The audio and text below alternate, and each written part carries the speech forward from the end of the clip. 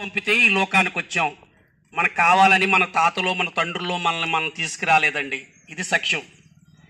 మరి ఈ భూమి మీదకి వచ్చిన తర్వాత మరి ఏదో బతుకు తెరువు కోసం ఉద్యోగాలు చేస్తున్నారు, వ్యవసాయాలు చేస్తున్నారు, పాడి పంటలు చేస్తున్నారు, కుల వృత్తులు చేస్తున్నారు, చేతి పనులు చేస్తున్నాం. ఇలా జీవిస్తూ ఉంటున్నామండి.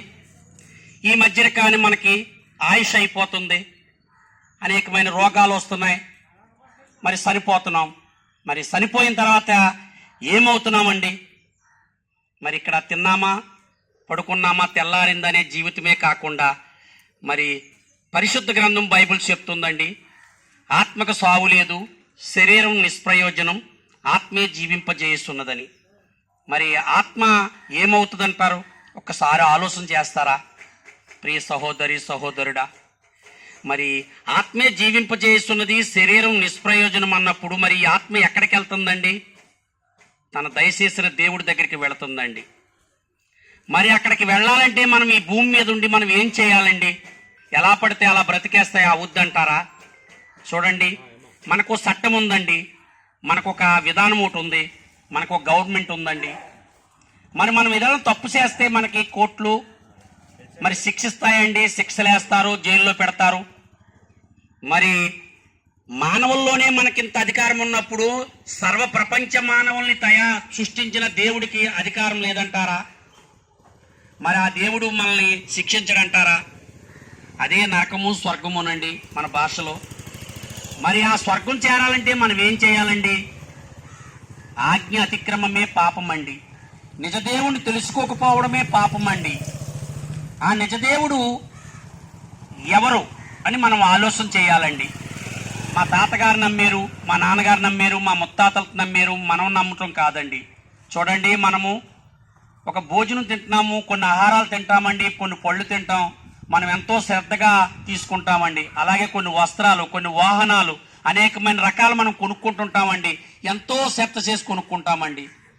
అవి అయిపోతుంటే మళ్ళీ కొనుక్కుంటుంటామండి. కానీ ఒక్కసారి మనం మరి దేవుడి కోసం ఆలోచన చేస్తున్నామండి? లేదండి. ఒక్కసారి ఆలోచన చేయండి మీ హృదయంతో, మీ గుండెల మీద చేసుకుని, దేవుడు ఎలా ఉంటాడు, ఆయన రూపం ఏంటండి, ఆయన యొక్క కర్తవ్యం ఏంటి, ఆయన ఆలోచన ఏంటి, ఆయనకి ఏ విధానం ఉంది అని మనం ఆలోచన చేస్తే దేవుడికి రంగు రూపు లేదండి, ఆయన తారతమ్యం లేదండి. మరి ప్రపంచంలో ఉన్న బిడ్డలందరూ నా బిడ్డలే అంటున్నాడండి యేసుక్రీస్తు ప్రభు. ఆయన సర్వశక్తిమంతుడండి, సర్వాధికారి. నోటి వాక్కుతో ఈ ప్రపంచాన్ని సృష్టించాడండి. తన అరచేతులతో మట్టిని తీసి మలిచి బొమ్మలుగా చేసి మనకి ప్రాణం పోసి ఈ భూమి మీద మన తల్లి గర్భాలు వేసి మనం భూమి మీద తీసుకొచ్చాడండి. మరి ఆ దేవుడు, మరి ఆయన నిజమైన దేవుడండి యేసుక్రీస్తు ప్రభు. మరి ఆయన్ని విశ్వసిస్తే నిత్య జీవం ఇస్తానంటున్నాడండి. ఆ నిత్య జీవం శాశ్వతమైందండి. అది 100 సంవత్సరాలు 1000 సంవత్సరాలు కాదండి, అది శాశ్వత లోకం అండి. అదే పరలోకము, అదే స్వర్గం అండి.